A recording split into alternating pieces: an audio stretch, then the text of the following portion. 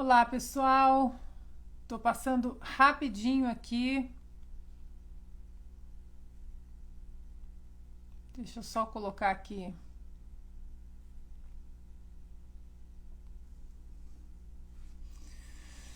Tô passando rápido aqui, não vai ser uma live muito longa. Primeiro, para avisar que a live com a Renata, nós passamos para sábado, às 20 horas.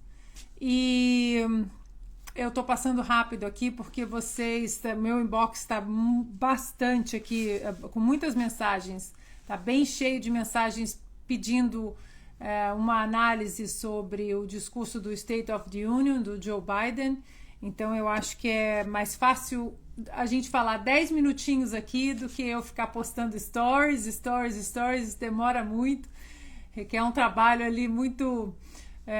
Admiro quem tenha tempo e paciência para fazer, mas acho que por aqui é mais rápido, que aí fica gravado. A Renata me ensinou também um truque agora para pessoa aqui super tecnológica, que eu posso fazer a live só para mim e depois colocar gráficos, fotos, mas aí eu vou esperar ela chegar aqui em Los Angeles, que ela vem me visitar em 2 semanas, e aí ela me ensina. Olha só, muito rápido para dar aqui os principais pontos, né, do State of the Union. O State of the Union é um discurso histórico, um discurso tradicional que todos os presidentes americanos fazem exatamente para dizer o Estado da União. Todo ano eles fazem isso e tem discursos muito marcantes, né? Tem discursos até que Ronald Reagan trouxe um pouco de humor, né? Ele tinha um humor muito especial, muito único dele, ele trazia esse humor. Então, é um discurso muito tradicional, muito esperado. Obviamente que aquele presidente que está ali, democrata ou republicano, o partido vai aplaudir mais, né? Vai aplaudir mais, vai aplaudir menos. E ontem houve, né, claro que aplausos, mas uma forçação de barra, porque no final do discurso, vou até começar pelo final, ele disse que estamos mais fortes agora do que há um ano. Ou seja, a conexão com a realidade é outra, né? Não é a que nós estamos vivenciando aqui nos Estados Unidos, não a que o mundo está vendo, né? A capacidade que os tiranos têm de sair da sua zona de conforto, como Vladimir Putin, quando você tem um fraco, quando você tem um inepto que demonstra fraqueza na Casa Branca. Sempre foi assim, é só olhar Jimmy Carter, por exemplo, que a história é absolutamente a mesma, muito parecida, né? Sob Jimmy Carter nós tivemos a invasão dos comunistas ali, dos soviéticos, no Afeganistão, em 1979, né? Até foi por isso que em 1980 os americanos fizeram um boicote aos Jogos Olímpicos de 1980 em Moscou. Depois os soviéticos boicotaram 1984, que foi aqui em Los Angeles. A crise no Irã também, né, dos reféns na embaixada americana no Irã, tem um filme muito bom sobre isso, né, Argo. Então, sem further ado, vamos lá. O Estado da União. Primeiro que parecia um discurso de campanha, não parecia um discurso dizendo o que aconteceu, analisando os pontos negativos desse último ano. Ele poderia muito bem falar: a inflação está alta, estamos numa pandemia global, difícil voltar ao trabalho, mas nada disso. Ele passou uma borracha, ele culpou os números altíssimos da inflação. São os números mais altos dos últimos 40 anos, sendo que Donald Trump deixou a presidência já com a economia se recuperando, né, em janeiro de 2020, e ele culpou o preço aí da gasolina também e os números altíssimos, altos índices da inflação, a uma questão dos carros, né, uma questão de supply chain dos carros. Bom, uns pontos que eu anotei aqui. Deixa eu pegar uma caneta aqui para eu não me perder. Primeira coisa que foi notado, o não uso de máscaras, né? Todo o Congresso sem máscaras, ninguém usando máscaras, e isso já devido, acredito, né, pela minha análise, já de olho nas eleições do midterms.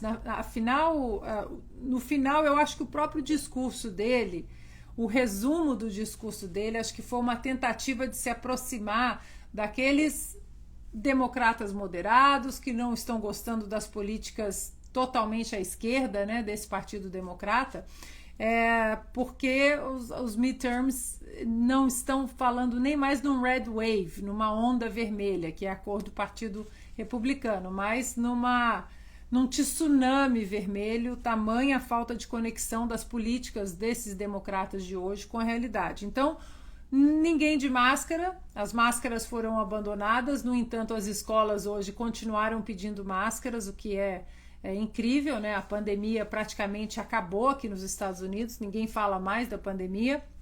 Então a gente vê que essa mudança desse comportamento é muito óbvia, os americanos estão cansados de todas as ordens e decretos em relação à pandemia. O Congresso obviamente cheio de bandeiras da Ucrânia, né? Muitos membros ali do Congresso, eles não concordam com as sanções leves que a OTAN e a própria ONU, os próprios Estados Unidos vem colocando em cima da Rússia. Então havia ali republicanos com bandeirinhas da Ucrânia, mas que depois, né, do discurso do presidente, eles criticaram essas sanções aí muito leves, né, principalmente em relação à compra de petróleo e gás natural da Rússia. Hoje eu estava vendo o economista Larry Kudlow, ele até estava lá no CPEC, ele dizendo que, acreditem se quiser, os americanos compram por dia ainda 650 mil barris de petróleo da Rússia.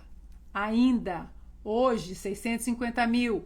Ontem, 650 mil. E aí ele foi questionado, né, pela apresentadora da Fox News como os russos estão recebendo esse dinheiro, já que houve aí sanções, né, inclusive agora a nível do SWIFT, para as transações financeiras da Rússia. E ele disse, isso é uma excelente pergunta. Não sabemos como nós americanos, ele dizendo, ainda estamos comprando 650 mil barris de petróleo por dia da Rússia, e como esse pagamento está sendo feito através de alguém, né? Ele está sendo feito.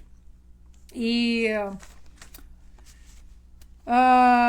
ele disse também que Joe Biden ele vai colocar as reservas de petróleo americanas aí no mercado, o que a gente viu que não adiantou praticamente nada. Hoje o barril de petróleo chegou a bater 112, né, dólares, e aconteceu isso anteriormente, se eu não me engano foi janeiro.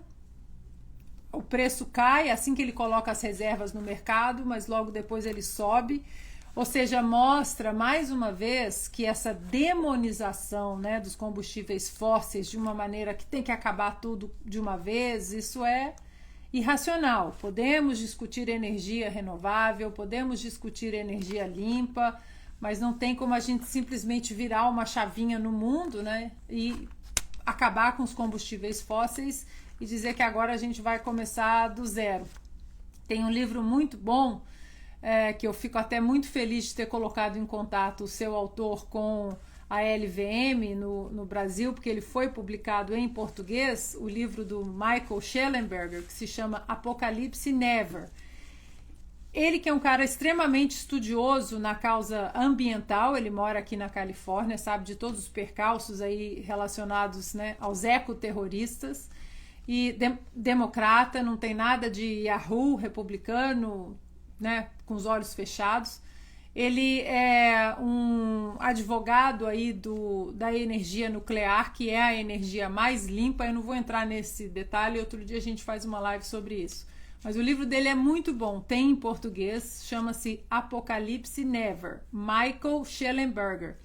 E ele diz ali no livro que por mais que você coloque o globo, você ocupe todas as áreas que poderiam ser ocupadas por energia solar e energia eólica, né, os windmills, que isso não chegaria nem perto, nem a 1/4 do que é necessário para o mundo rodar como ele roda com os combustíveis fósseis.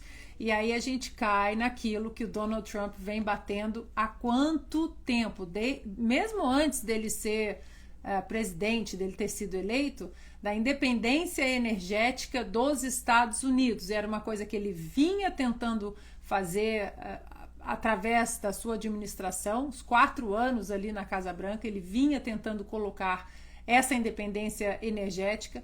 Ele teve o sucesso ali em tocar de uma maneira mais robusta o Keystone Pipeline, que é um oleoduto que sai do Canadá e vai até os Estados Unidos e que faz na verdade ele já existia ainda sob a administração Obama. E os ecoterroristas disseram, não, mas presidente, Mr. President, essa construção desse oleoduto é terrível para o meio ambiente, tá errado, o senhor tem que parar.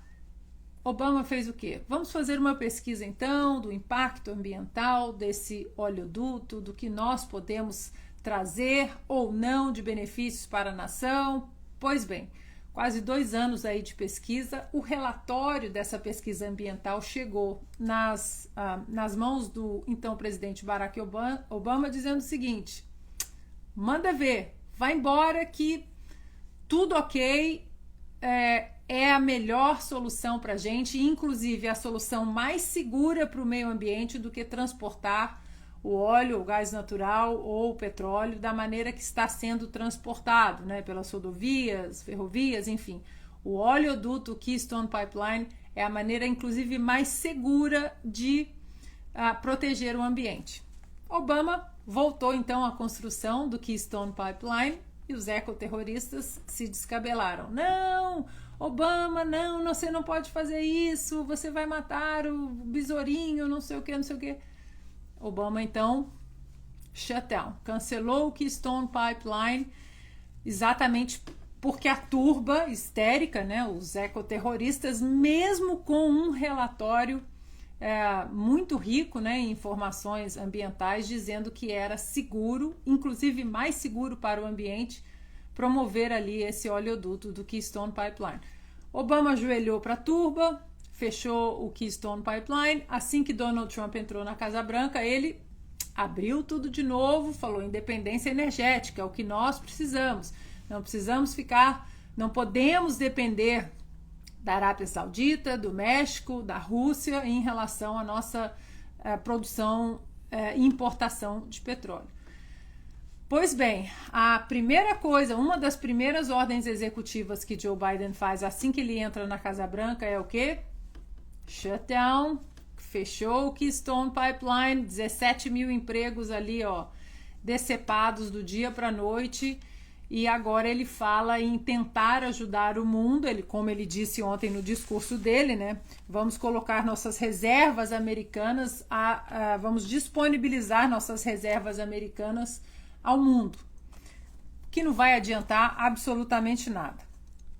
Em relação a isso, a essa independência energética, a ligação energética da Alemanha com a Rússia através do Nord Stream 2, o que Donald Trump fez também, tentando mostrar para a Alemanha que ela precisava de independência energética também. Isso tudo aí a gente vai colocar num pacotão aí na live de sábado com a Renata e vamos trazer os pontos também que foram discutidos lá no CPAC.